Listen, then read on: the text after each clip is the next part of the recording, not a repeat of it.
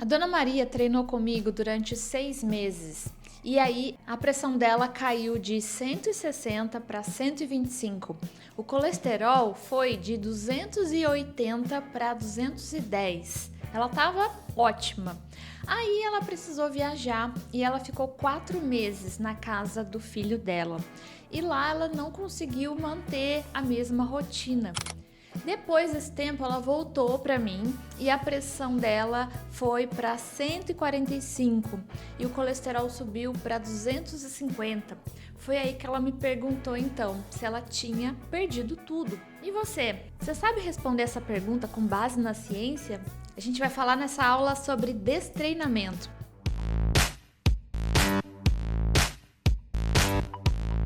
Seja muito bem-vindo, você está no canal Além da Cinesioterapia, que é o nosso espaço para falar de exercícios terapêuticos. E hoje a gente vai entender o destreinamento.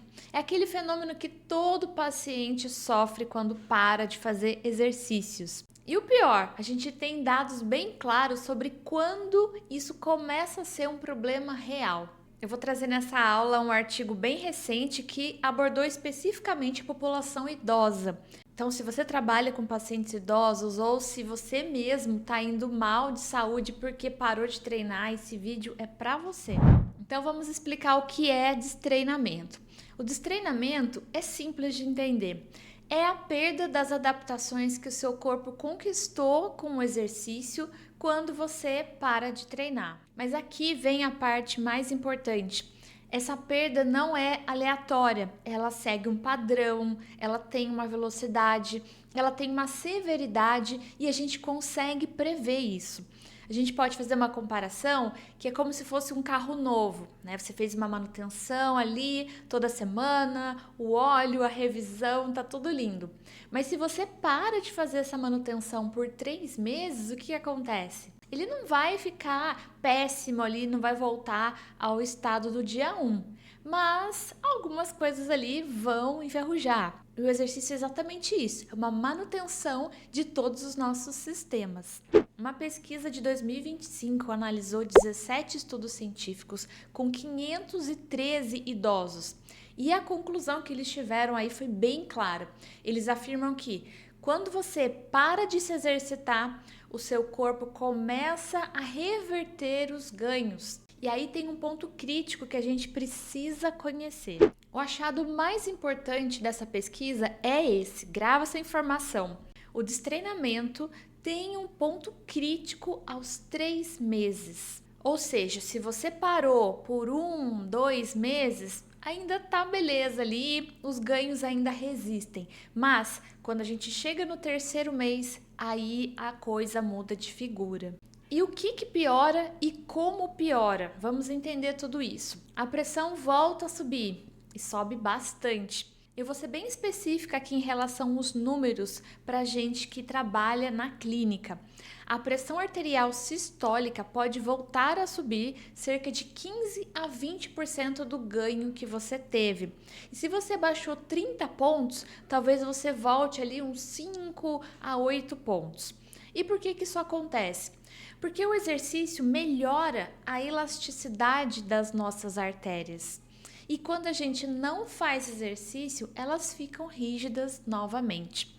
Especialmente quando a gente pensa na população de idosos, isso é mais importante porque ele já tem ali uma rigidez natural decorrente da idade. Vocês já viram um paciente que voltou para medir a pressão e essa pressão estava mais alta? É importante lembrar aqui que a pressão alta é uma questão multifatorial. A gente tem inclusive aula aqui falando só sobre diretriz de hipertensão arterial, mas se esse indivíduo que apresentou aumento da pressão está sob efeito do destreinamento, com certeza isso também interferiu nesse resultado. Outro ponto importante é sobre o colesterol e triglicerídeos, que esse último é até mais sensível. Então, tem um ponto interessante aqui, porque o colesterol sobe e o HDL, que é o colesterol bom, como a gente fala popularmente, ele cai.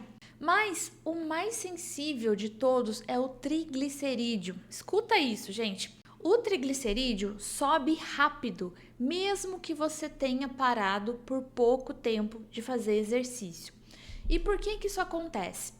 Porque o exercício ativa uma enzima que se chama lipase lipoproteica. E essa enzima é como se fosse um limpador de gordura do nosso sangue. E sem exercício ela desliga, ela literalmente desliga. Em menos de 3 meses você já vê então um aumento do triglicerídeo nessa pessoa destreinada. Em 3 meses ou mais, essa subida é ainda mais significativa. Também temos alteração em relação à glicemia. O que acontece com ela? A glicemia também volta a subir com essa pessoa destreinada, mas principalmente depois dos 3 meses. E o que está acontecendo nesse caso? O exercício melhora a sensibilidade das suas células à insulina. Simplificando, a gente pode dizer que as células pegam a glicose do sangue melhor. Sem exercício, elas vão ficando preguiçosas de novo. Então, a glicose fica no sangue. Para você que tem um paciente com pré-diabetes ou diabetes já diagnosticada, essa é uma informação valiosa. Você não pode deixar esse paciente, especialmente se for idoso, parado por mais de 3 meses sem nenhuma terapia ativa nesse tratamento. Agora vem o mais legal: o peso não muda muito. Olha que interessante. Esse estudo mostrou que o IMC quase não muda. Porém, tem um porém importante aqui nesse capítulo. A gordura corporal aumenta significativamente. Então, o que está acontecendo nesse processo todo? Quando você para de se exercitar, especialmente quando a gente fala de musculação e exercícios de resistência, o corpo vai mobilizar preferencialmente a massa magra. Então, o músculo dá aquela diminuída e a gordura fica. Se a gente for falar de uma forma mais simples, a gente pode entender um idoso que parou de treinar, né? Ele vai ficar ali mais fraco, com menos equilíbrio, mesmo que a balança não mostre uma grande diferença. E quantas vezes a gente escuta do paciente assim: ah, mas o meu peso tá igual, mas eu tô me sentindo mais fraco. Isso é puro destreinamento. E aí a gente precisa tomar cuidado porque essa pessoa pode entrar num quadro de obesidade sarcopênica. Ela tem menos massa muscular e mais tecido adiposo. O IMC não vai diferenciar se esse peso do indivíduo é decorrente de massa muscular ou de tecido adiposo. Então, cuidado em olhar o IMC de uma maneira isolada, porque ele pode enganar em casos como esse. E toda vez que a gente olha para um estudo científico, para uma pesquisa, por mais robusta e importante que ela seja, ela vai apresentar algumas limitações. E os próprios autores apresentam algumas limitações relacionadas a esses dados. Então, antes da gente sair falando essas informações para todo mundo, a gente precisa ser honesto.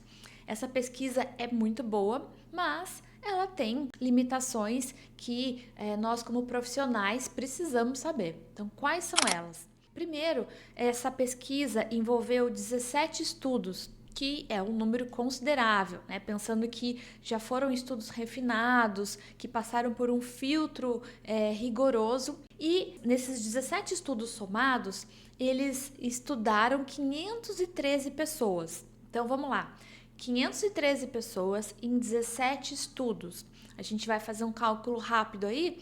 Em média, foram 30 pessoas por estudo. E aí a gente vai ver que realmente é uma amostra pequena. E tem mais. Esses 17 estudos usaram exercícios diferentes. Um fez aeróbico, o outro fez musculação, o outro fez um trabalho multicomponente, com durações diferentes, com intensidades diferentes. Então é como se a gente juntasse ali maçã com laranja, né? E falasse, ó, uma média das frutas ali, será que funciona? Funciona. É perfeito? Não é perfeito. Mas para a gente não ficar confuso, como a gente deve usar essa informação na clínica? Os números específicos são a direção, não são uma lei universal. Então, a gente tem uma conclusão geral que é bastante válida e tem que ser considerada aí. O destreinamento prolongado piora os fatores de risco cardiovascular em idosos. Isso é fato, isso é sólido. E a pergunta que vem em seguida, né? O que a gente faz com essa informação? Na nossa avaliação, quando o paciente idoso vem à sua clínica e você vê que ele tem a pressão alta, colesterol alto, a força está diminuída, você precisa fazer uma pergunta fundamental. Quanto tempo você ficou sem fazer exercício? Se o seu aluno paciente respondeu que foi 3 meses ou mais, a situação já é diferente. Então, talvez alguma queixa que ele tem ali, algum problema relatado, não seja ligado a uma doença nova. Pode ser fruto do próprio destreinamento. E com isso, a nossa intervenção muda de direção também. Quando a gente pensa na prescrição de exercício terapêutico, se você trabalha numa academia, numa clínica, se você supervisiona alunos no atendimento clínico como eu, você pode usar esse conhecimento assim. Primeiro ponto. Nunca deixe o idoso com uma prescrição sazonal. Como assim, Glauce?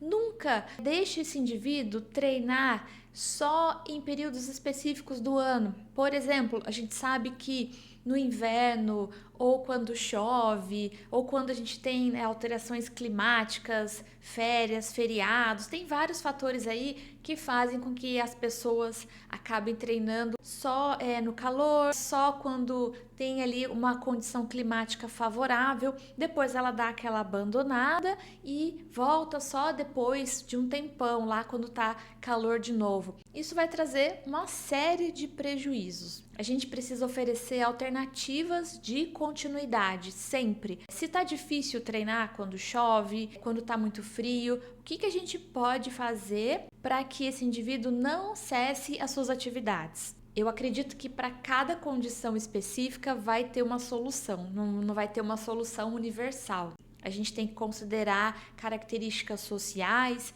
psicológicas e individuais do nosso paciente. Se eu falar aqui, coloque uma sala climatizada, mas não é todo mundo que pode ter acesso a isso. Faz exercício na água aquecida, mesma coisa. Então, para cada paciente, para cada aluno que você abordar, eu acredito que você vai precisar desenvolver uma estratégia muito personalizada. Segundo ponto, os 3 meses são críticos, como a gente viu nesse estudo. Se o nosso aluno, o paciente, tem uma pausa prevista, ele já falou para você que vai fazer uma viagem ou que ele vai precisar ficar internado, né? Já tem uma cirurgia agendada, ou ele está passando por algum período de recuperação, enfim, a gente precisa comunicar isso a ele. A gente consegue aguentar 1 a 2 meses sem grandes perdas, mas quando a gente passa do 3º mês, a gente começa a perder ganhos relevantes. Então a gente precisa pensar em alguma estratégia. E hoje a gente tem recomendação na literatura para retomar as atividades de forma muito precoce. Até mesmo em casos mais complexos, a gente já orienta esse paciente a deambular no próprio quarto, a fazer alguns movimentos. Aquela ideia do repouso absoluto praticamente não existe mais. Então a pessoa não consegue ir na academia? Tudo bem, faz exercício em casa. Pensa ali numa estratégia, talvez 2 vezes por semana que seja, vai ser melhor do que ficar parado. E terceiro ponto, a reabilitação é diferente de destreinamento. Como assim? Vamos considerar que um paciente sofreu uma queda, uma fratura, ele está numa reabilitação ali por 3 meses. Você não vai deixar nesses 3 meses o indivíduo refém de terapias passivas, né? Porque ele vai sofrer destreinamento. Mas ele estava fazendo tratamento comigo. Tá, mas se você só deixou esse indivíduo com terapias passivas, o destreinamento vai acontecer com ele da mesma forma. Você não pode deixar essa pessoa sedentária. Você vai prescrever exercício adaptado, dentro da limitação que ele tem, mas mantendo ali, de certa forma, algum estímulo. Porque assim que ele passar essa fase de proteção, ele não sai tão prejudicado. E aí a gente pode dar vários exemplos, como aquela pessoa que sofreu uma entorse de tornozelo, está usando uma órtese, imobilizou o tornozelo afetado, mas ela pode fazer exercícios de tronco, ela pode trabalhar o membro contralateral, membros superiores. Então isso não significa que ela tem que abolir totalmente, fugir da academia de forma alguma. Outro ponto importante sobre o destreinamento é a nossa abordagem envolvendo a educação do paciente. E essa é uma conversa que vocês vão ter 1000 vezes, gente. Educar é um processo de repetição, não é verdade? A educação de uma criança, a educação de um aluno, a educação do paciente. Então a gente precisa trabalhar de forma educativa, explicando isso para o nosso paciente de diferentes formas, dizendo para ele algo do tipo: seu colesterol subiu, você estava indo bem na academia e depois você parou. E a pessoa pode responder assim: mas foi só um mês. E aí a gente precisa conduzir uma conversa, uma conscientização no sentido de dizer que sim, é verdade, você parou só um mês, mas quando a gente pensa especialmente em idosos, que foi o foco desse estudo, a gordura e o colesterol começam a reagir de forma muito rápida. Especialmente o triglicerídeo, que já pode subir em 2 semanas de destreinamento. Então a gente precisa resgatar essa continuidade. Que tal a gente mexer na frequência? E aí você vem 2 vezes por semana em vez de 3. Mas eu prefiro que você venha 2 vezes de forma consistente do que você não vir nenhuma. E aí a gente não nega a realidade dele, mas oferece uma solução viável. Porque tem pessoas que acreditam que as coisas só dão certo se for na base do tudo ou nada. Por exemplo, se eu não for 5 vezes por semana na academia, ou se eu não for 3 vezes por semana no meu Pilates, se eu não fizer do jeito completo, bonitinho, então nem faço. Melhor nem fazer. E não, se você fizer um pouquinho ali, com certeza você vai ter o efeito do destreinamento, mas de uma forma mais amenizada. Agora, vai acontecer também de casos de pessoas que realmente vão precisar se submeter a um período de destreinamento maior. Se o seu paciente ou aluno já sofreu destreinamento, aquele que parou 3 meses ou mais e voltou com muitas queixas, fraqueza e tudo mais, como a gente deve abordar essa pessoa? O primeiro passo é conscientizá-lo e educá-lo, informando que essa piora é reversível, não é um dano permanente que a pessoa adquiriu. E o corpo dela já sabe o caminho de volta, ele sabe treinar. E a pessoa já fez isso no passado, então agora a gente vai recondicionar. Pode ser que leve algumas semanas, mas você vai conseguir voltar ao seu status original. Pode levar algumas semanas nesse processo, mas a gente tem grandes chances de conseguir voltar àquela condição de antes. A gente só vai precisar seguir agora com cuidado para não ter o risco de lesão. Isso vale também para as pessoas que se afastaram do trabalho. Para ilustrar, a gente pode pensar numa pessoa que sofreu uma lesão no ombro por fazer um esforço no trabalho e precisou se afastar em decorrência disso. E ficou lá 30, 40 dias afastado, por exemplo. Essa pessoa não pode voltar ao seu posto de trabalho fazendo o mesmo esforço na mesma intensidade que ela fazia antes de se lesionar. E aí tem um papel específico do fisioterapeuta do trabalho, o profissional de educação física também podendo atuar nesse contexto laboral. Junto com o físio, a gente vai treinar esse trabalhador para que o corpo dele possa suportar essas cargas novamente. E a ciência é um campo cheio de perguntas. Eu diria que a gente tem mais perguntas do que respostas na atualidade. Por mais que a ciência e a tecnologia sejam avançadas, a gente ainda tem muitas perguntas não respondidas. E um artigo, uma pesquisa, ela não vai conseguir responder tudo. Ela vai dar uma luz ali para o nosso estudo, para a nossa prescrição, mas algumas perguntas que ficam ainda em aberto nesse assunto. A primeira é a respeito do retreinamento, que é um outro capítulo também muito pouco explorado ainda.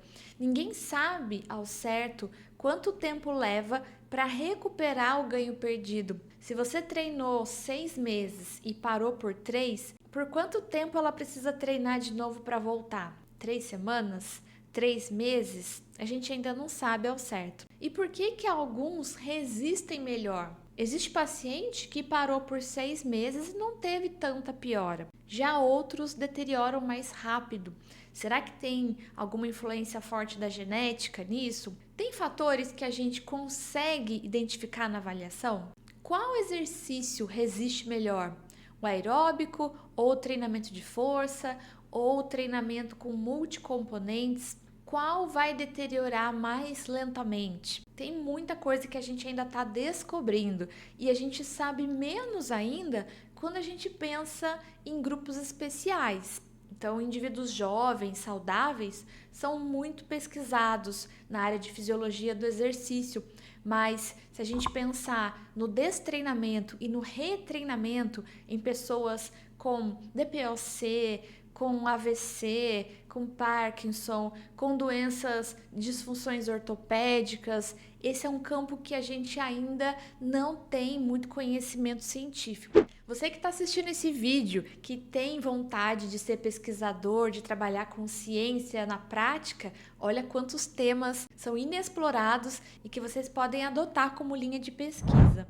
Vamos recapitular tudo que a gente falou de mais importante nessa aula. O primeiro ponto é que o destreinamento é real. Quando a gente para de fazer exercícios, o nosso corpo volta a piorar em fatores de risco cardiovascular, que foi o foco desse estudo. 3 meses é o ponto crítico. Antes disso, ele até consegue resistir parcialmente. Depois, a gente tem uma piora significativa. O estudo também mostrou que o triglicerídeo é o mais sensível. Ele sobe muito rapidamente, mesmo quando a pessoa faz pausas curtas. Também vimos que a composição corporal piora antes do peso mudar. Então, a pessoa tem perda de massa magra e a gordura fica. E a gente viu também que esse é um processo reversível, não se trata de um dano permanente. A gente pode retreinar esse indivíduo, recondicionar, isso é totalmente possível. Eu deixo aqui meu recado final. Seja você um profissional ou seja um paciente que está assistindo esse vídeo, guarde essa informação. O exercício não é um tratamento que você faz uma vez, que você faz só na reabilitação, só por um período e depois você fica pronto. Não, o exercício é uma manutenção, é um processo contínuo, consistente e nós, como profissionais, precisamos educar isso. A gente precisa ensinar isso para a população e os pacientes precisam entender que a saúde, especialmente a cardiovascular, que é o foco aqui dessa aula, é um acordo entre você e o seu corpo. Você cuida e seu corpo dá a resposta, muito rápida, por sinal. E se você para, seu corpo volta atrás. Isso acontece porque o nosso corpo visa economizar energia. Ele não vai deixar um músculo enorme ali consumindo uma energia gigantesca se você não está usando ele para nada. Se você quiser acessar esse artigo completo, ler todos os detalhes e receber materiais de estudos associados a esse tema, eu vou te deixar o convite aqui de se tornar membro do canal Além da Cinesioterapia. O membro sempre sai na vantagem, ele vê os vídeos antes de todo mundo e pode assistir aulas exclusivas também na categoria Cinesio Lovers. Um grande abraço e até a próxima!